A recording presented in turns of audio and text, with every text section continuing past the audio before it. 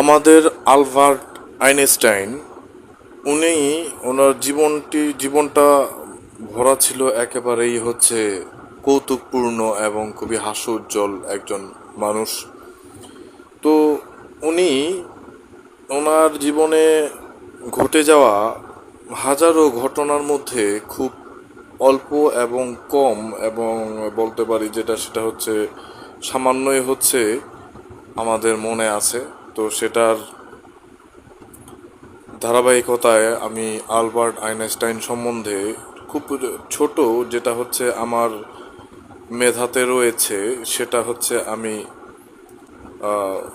বলতে পারি এইরকমভাবে যে উনি বলেছিলেন, যদি আমার তত্ত্ব মিথ্যা হতো তাহলে ফরাসিরা বলতো আমি জার্মান, আর জার্মানরা বলতো আমি ইহুদি।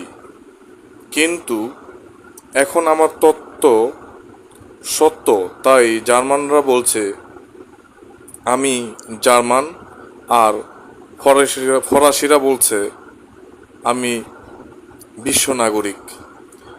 তো ব্যাপারটা হয়েছে এরকম যে ওনাকে যে সময়ে ওনাকে নিয়ে তর্ক বিতর্ক করতেন, উনি আসলে কার বা এই সমস্ত বিষয়ে, তো সে সময় কিন্তু উনি ওনার যে মাধুর্য, ওনার যে কারুকার্য, ওনার নিজস্ব যে মাধুর্য কারুকার্য, তো সেটা দিয়েই উনি এগুলো সব মোকাবেলা করতেন এবং খুবই চমৎকারভাবে এগুলো বলতেন। এ ওনার চরিত্র। ধন্যবাদ যারা শুনছিলেন।